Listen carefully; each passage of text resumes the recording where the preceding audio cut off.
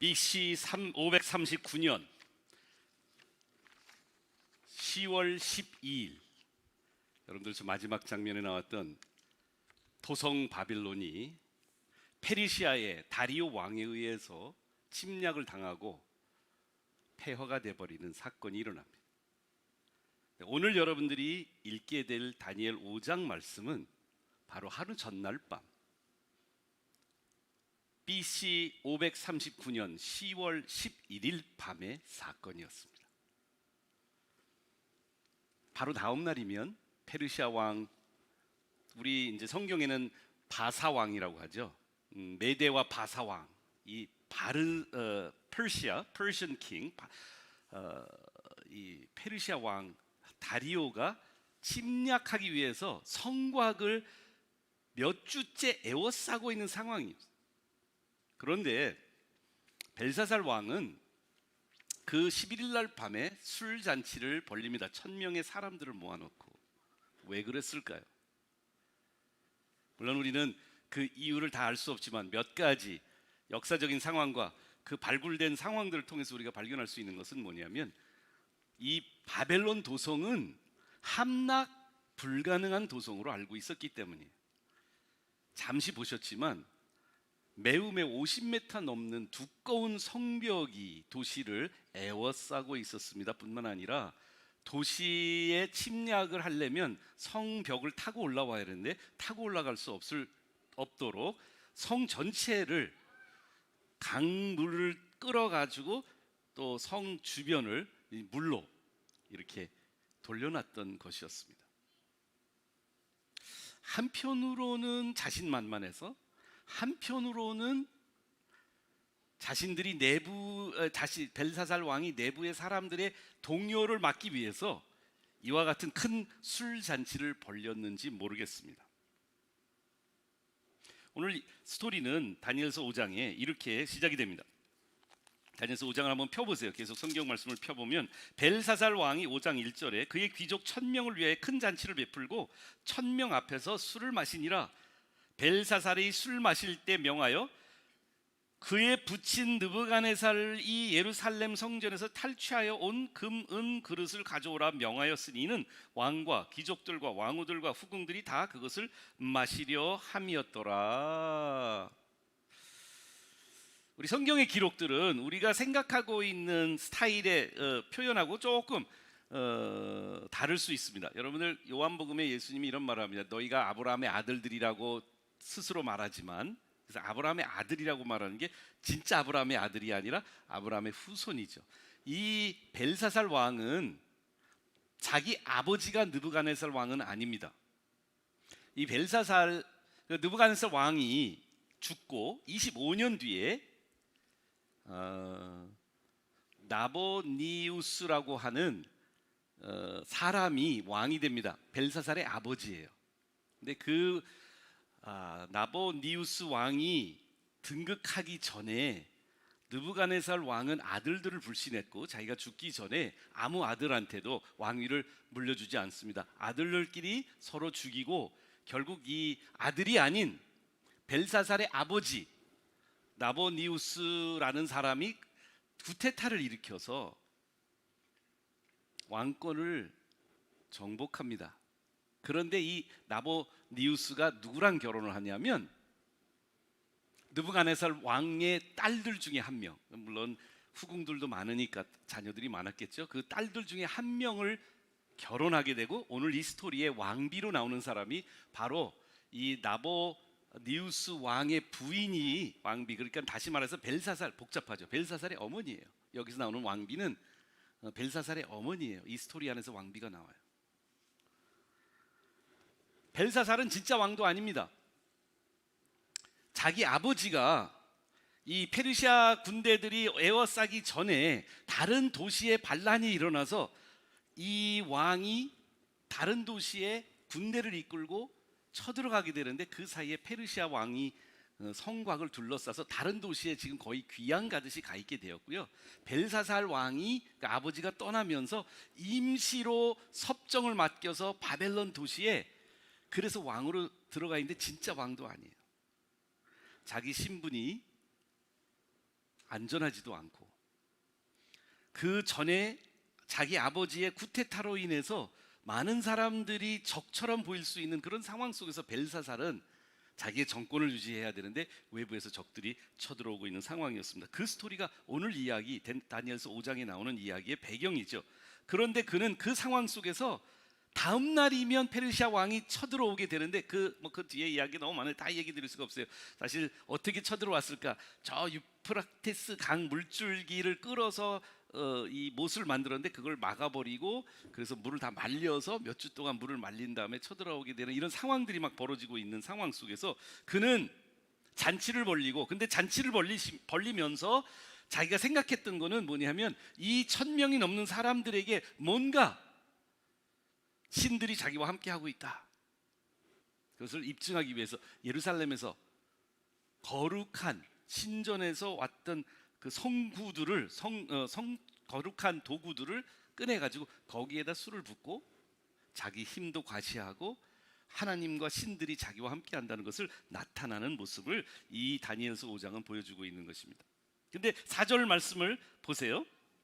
그들이 술을 마시고 있는 동안에 금, 은, 구리, 쇠, 나무, 돌로 만든 신들을 찬양한 거예요. 하나님 전에서 가지고 왔던 그런 거룩한 도구들을 술잔을 딸고 경거망동하게 거기에 술을 딸고 마시면서 숭배했던 것은 우상들이었습니다. 금, 은, 구리, 쇠, 나무, 돌 이렇게 하는데 그때에 일어나는 일이 여러분들이 잘 아는, 영어로는 이런 수거가 있어요.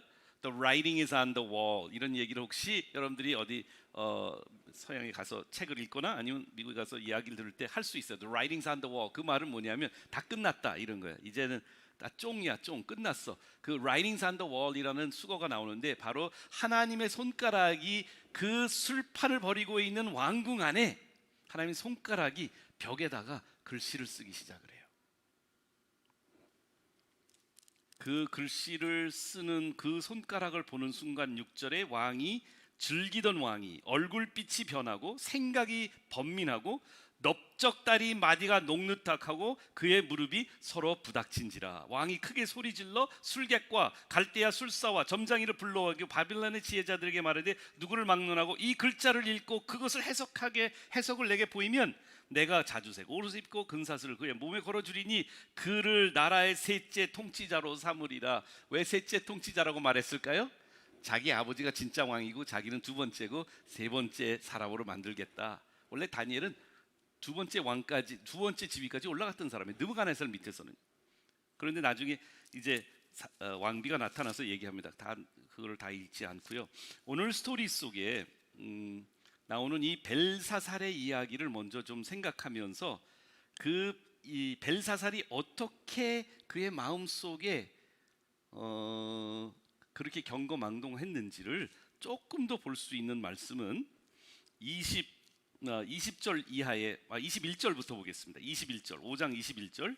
사람 중에서 쫓겨나서 그의 마음, 이건 지금 자기 할아버지 느부갓네살 왕 얘기하고 있는 겁니다. 그의 마음이 들짐승과 같았고 들나귀와 함께 살며 소처럼 풀을 먹으며 그의 몸이 하늘 이슬에 젖었으며 지극히 높으신 하나님이 사람 나라를 다스리시며 자기 뜻대로 누구든지 그 자리에 세우는 줄을 알기에 이르렀느니라. 자기 할아버지는 그렇게 이르렀어요. 벨사살 왕이요, 22절이요. 왕은 그의 아들이 되어서 이것을 다 알고도 아직도 마음을 낮추지 아니하시고 도리어 자신을 하늘의 주제보다 높이고 그의 성전 그릇을 왕 앞으로 가져다가 왕과 귀족들과 왕후들과 후궁들이 다 그것으로 술을 마시고 왕이 보지도 듣지도 알지도 못하는 금, 은, 구리, 쇠와 나무, 돌로 만든 신상들을 찬양하고 도리어 왕의 호흡을 주장하시며 왕의 모든 길을 작정하시는 하나님께는 영광을 돌리지 아니한지라. 다시 한번 요거 마지막이요. 도리어 왕의 호흡을 주장하시고 왕의 모든 길을 작정하시는 하나님께는 영광을 돌리지 아니하는지라. 벨사살 왕에게 다니엘이 꿈 해몽하면서 그 손글씨로 하나님이 쓰셨던 그 경고의 메시지에 대한 하나님의 음성을 들려줍니다. 할아버지 시대 때부터 일어났던 하나님의 일들을 통해서 살아계신 하나님을 예배하고 하나님만 경배해야 된다는 사실을 알고 있음에도 불구하고 그는 그렇게 하지 않았다. 우리는 지금 내가 만든 신의 책을 통해서 이제 이번 주에 2과를 여러분들이 공부하게 될 텐데요. 우리는 왜 계속 우상에 빠지는가? 그 우상이 사랑, 섹스일 수도 있고 돈일 수도 있고 또 성취, 성공일 수도 있고 심지어는 종교일 수도 있어요. 근데 왜 우리는 이렇게 계속해서 살아계신 하나님보다 살아있지 않는 이런 다른 우상들을 계속 만들고 그것을 선호하는 것일까요? 그 우상이 진짜 바벨론 시대처럼 만들어진 그런 우상들이었든지 아니면 지금 우리들처럼 사랑, 성공, 소유, 심지어는 건전하게 좋은 비전이 되든 왜 나는 반복적으로 계속 벨사살 왕처럼 우상에게 꽂히는 걸까요?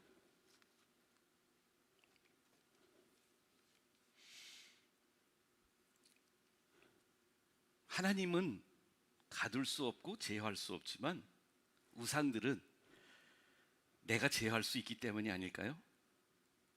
나의 굴절된 갈망, 나의 죄 때문에 삐뚤어진 나의 염원들의 잘못을 시인하지 않아도 내 의지를 그대로 보존하면서 내 아성을 지켜가면서 경건의 모양을 유지할 수 있게 도와주는 우상들이 훨씬 더 편한 거 아닙니까? 느부갓네살 왕에게도 그 유혹은 바벨론 문화 속에서 반복되었지만 그의 손자인 벨사살에게는 이 우상을 포기할 수 없는 이유들이 몇 가지가 있었습니다. 또는 그 우상을 붙잡고 사는 이 벨사살 왕의 이야기 속에서 저는 그가 가지고 있는 몇 가지 특징들이 우리들의 모습 속에 나타나지 않는가. 벨사살이 다른 역사의 인물만이 아니라 나의 모습이라는 걸 발견하게 됩니다. I am Belshazzar. 내가 벨사살이다. 존재가 불안한 나의 모습을 봅니다. 벨사살처럼. 그의 배경과 환경 속에서는 가문에 흐르는 죄악이 있었죠. 우상 숭배가 자연스러운 문화 속에서 태어납니다. 자기 것을 자기가 지키지 않으면 누구도 지켜주지 않는다는 그런 불안한 존재감 속에서 그는 우상을 붙잡지 않을 수 없었어요. 그에게는 현실을 부정하는 false secure이라고 해요. 잘못된 안도감에 빠져 있어 살아가고 있어요. 당장 내일이면 페르시아 왕이 쳐들어와서 자기의 모든 것들이 그 지금 갖추고 있고 자기를 지키고 있는 모든 것들이 한순간에 망할 것을 하나님도 알고 심지어 백성들도 알고 있었어요. 다니엘도 알았던 것을 우리는 암시적으로 알 수 있어요. 다니엘이 왕이 뭐 이런 거 막 준다고 그러니까 그거 내일이면 없어질 건데 나 필요 없다고. 내가 여기서 셋째로 그 높은 왕이 돼봤자 내일은 무너지는 왕국인데 내가 그게 왜 필요하냐고. 다니엘은 그건 나 필요 없다고 얘기합니다. 그럼에도 불구하고 그는 현실을 부정하는 잘못된 false security에 빠져요. 우리들이 이제 이 책을 통해서 계속해서 우리의 전곡을 찌르는 이야기들을 듣게 될 텐데요. 사랑에 빠져 있든지 그 사랑을 좋은 것이지만 그것을 궁극적인 것으로 바꾸게 되는 곳에 빠져 있고 거기서 헤어나오지 못하는 이유, 돈이라는 것, 성공이라는 것, 우리가 추구하고 있는 다른 우상들에 빠져 있는 이유 중에 하나는 계속해서 이렇게 살아도 괜찮을 것이라는 false security가 나를 지배하기 때문에 그런 거 아니에요. 다시 내가 계속해서 개가 토한 것으로 돌아가듯이 나의 잘못임을, 나의 죄성임을, 나의 나쁜 습관임을 알면서도 반복적으로 그것을 하는 우리들의 이유는 어디 있을까? 또 하나 우상을 붙잡고 사는 벨사살의 특징이 뭐였냐면 쾌락의 가치를 과도하게 신봉하는 것을 볼 수 있습니다. 내일 지구가 멸망해도 오늘 먹고 마셔야 돼. 잔치, 술, 음식, 여자를 과도하게 신봉했던 벨사살. 그 벨사살의 스토리가 남의 이야기가 아니라 우리들의 이야기가 아닌가요? 어느덧 팬데믹 속에서 우리가 선택하게 되는 시간 보냄들이 어디 있는지, 나의 말초식욕을 자극하는 많은 것들에 그냥 꽂혀 있지 않는지 모르겠어요. 영어로 그걸 갖다 빈즈 와칭이라고 그래요. 막 그냥 연속 시리즈 영화들을 미드라고 그래요. 미국 드라마들이라든지 뭐 하여간 많은 것들, 내 말초신경을 자극하는 것들에 빠져서 삽니다. 먹는 것 추구하고 살아갑니다. 나의 쾌락을 즐겁게 하는 말초신경을 자극하는 것을 끊을 수가 없습니다. 이 왕 벨사살 왕의 이 마지막 밤을, 그가 망하는 마지막 방을 그렇게 쾌락에 술을 앞에서 있는 천명 앞에서 술을 마실 뿐더러 하나님의 성구에다가 술을 따라 부으면, 거기 성구들이 작은 게 아니고 이만한 사발 같은 곳에다가 술을 따라서 마시고 있는 이 왕의 모습을, 왕의 옛날 모습으로 한번 보지 말고 우리들의 모습을 반사해서 볼 수 있을까요? 근데 제 마음을 제일 아프게 하는 게 뭐냐? 저의 모습을 가장 잘 거울로 비춰주는 게 뭐냐 그러면 이거예요. 그는 contempt, holiness, contempt for holy things, 거룩한 것을 경시하는 마음이 컸어요. 영어로 이런 또 수거가 있어요. Familiarity breeds contempt. 익숙한 것은 경거망동한 마음을 계속해서 만들어낸다. 그가요, 거룩한 것에 두려움이 없었어요. 하나님의 것에 대한 조심스러움이 없었어요. 자기가 마음대로 해도 아무 문제가 없을 것이라는 착각 속에 빠졌어요.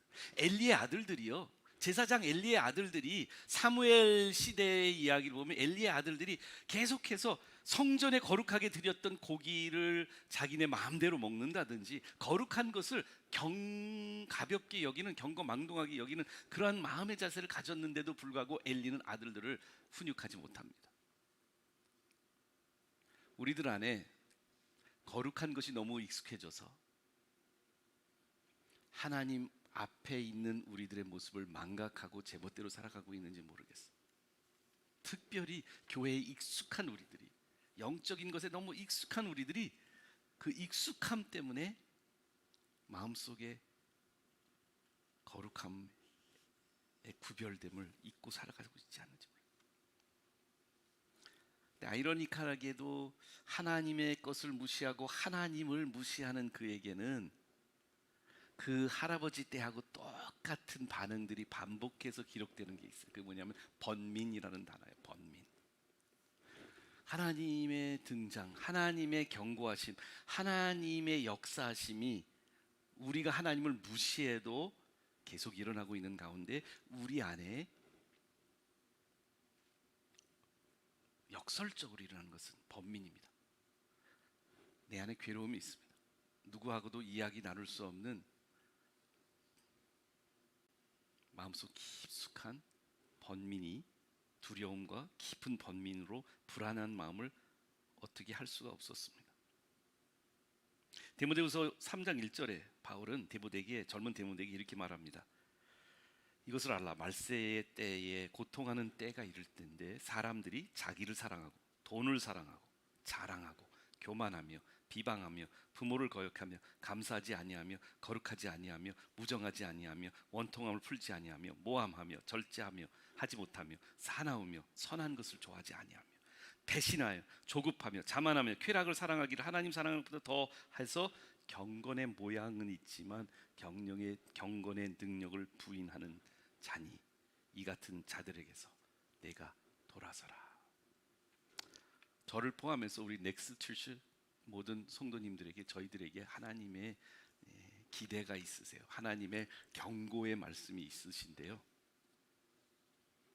그냥 경건한 모양만 갖추고 경건의 능력, 하나님이 살아계심을, 임재하심을 인정하지 않고 있는 나의 그러한 마음의 우상을 이 시간에 그곳에서부터 돌아서는, 하나님 앞에 나오는 우리들이 되기를 바랍니다. 여기 근데 벨사살의 이야기만 보지 말고 마지막으로 결론적으로 여러분들이 말씀드리고 싶은 건 뭐냐면, 각 장마다 우리가 느부갓네살 왕이 이런 모습을 보고 저런 모습을 보고 이런 꿈을 보고 저런 꿈을 보고 이런 사건들을 바라볼 때마다 꼭 다니엘에서 우리가 발견해야 될 중요한 가치가 하나 더 있는데, 그건 뭐냐면 우리들의 우상의 모습만 성경이 비춰주는 게 아니에요. 각 장마다 우리에게 어떠한 하나님이 우리의 하나님이신지를 그 하나님의 여러 가지 면모 중에 한 가지씩을 보여주는데요. 이 5장에 나타난 하나님, 4장에 나타난 하나님은 sovereign God, 주권의 하나님이셨어요. 하나님이 왕을 세우시고 하나님 왕을 제거하시고 세우시고 하시는 분이 하나님이시는 걸 보여주실 때, 오늘은 어떤 하나님 보여주시는? 오늘 말씀 속에 이 손가락으로 글을 쓰신 그 하나님의 모습이 어떠한 모습인지를 우리가 알 수 있거든요. 그 구절이 24절 이하에 나옵니다. 다니엘의 해석이기도 합니다. 이 글씨가 무엇을 상징하는지, 그의 앞에서 이 손가락이 나와서 이 글을 기록하였나이다. 기록된 글자는 이것이니 곧 메네 메네 데겔 우바라신. 한번 해볼까요? 이거 무슨 말인지 모르겠어요. 방언 같아요. 여러분들 방언기도 못하면 이것만 잘 외워도 돼요. 한번 방언 해볼까요? 시작. 메네 메네 데겔 우바라신.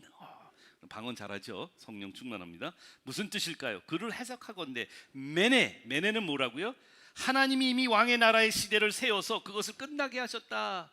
God has measured your kingdom. 하나님이 왕을 세셨다, 계산하셨다. It's calculated you.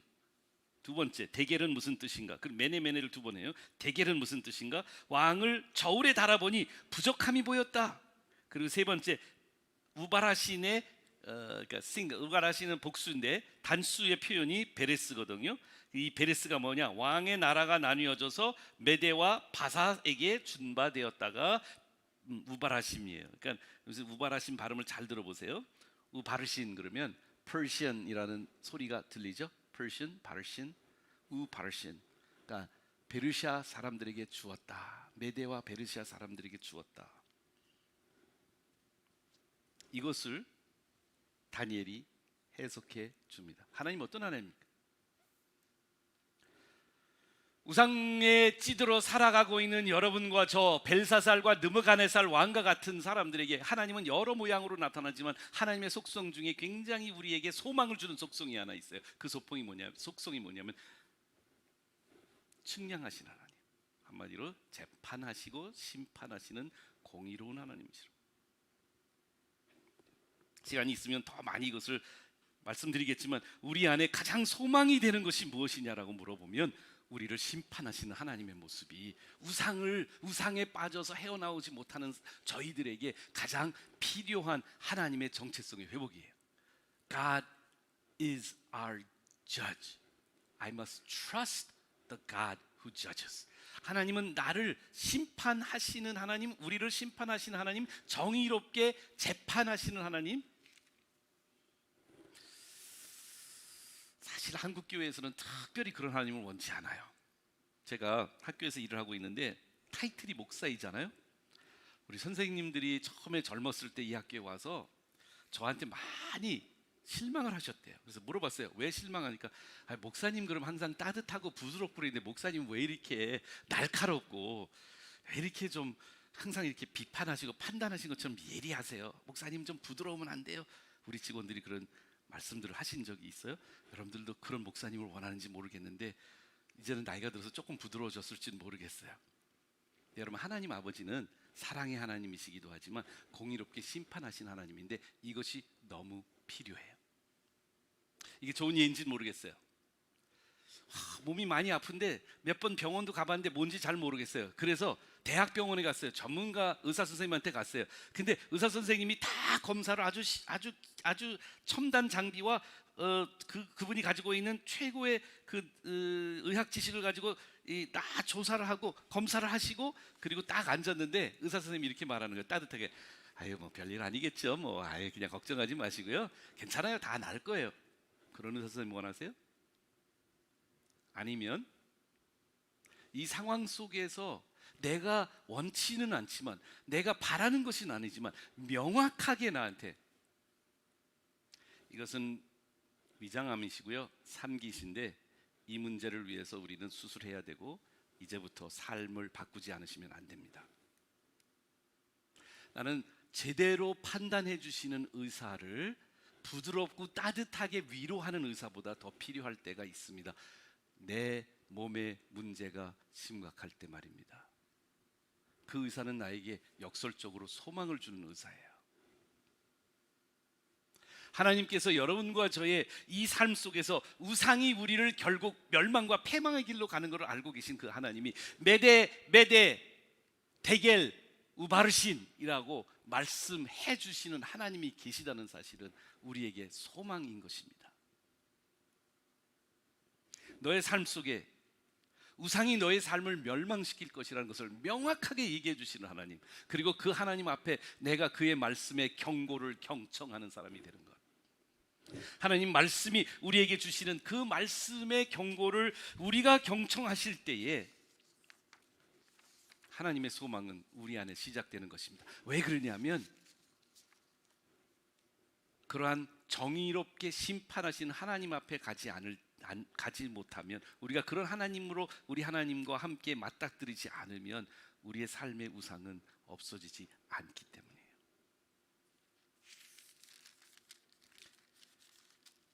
재판장 하나님 앞에서 누구도 정의롭게 서 있을 수 있는 사람은 아무도 없습니다. 그래서 진짜 소망은 무엇이냐? 디모데후서 4장 8절에 같은 아까 3장의 세상의 말세에는 이런 고통한 때가 일어나서 이런 것들이 일어날 거라고 하는 디모데후서 3장 말씀의 부분들을 4장에 와서 바울은 이렇게 말합니다. 이제 후로는 나를 위하여 의의 면류관이 예비되었으므로 주 곧 의로우신 재판장이 그날에 내게 주실 것이며, 내게만 아니라 주의 나타나심을 사모하는 모든 자에게로니라. 정의롭고 재판하시는 하나님을 벨사살 왕 앞에 제대로 소개한 다니엘이 있습니다.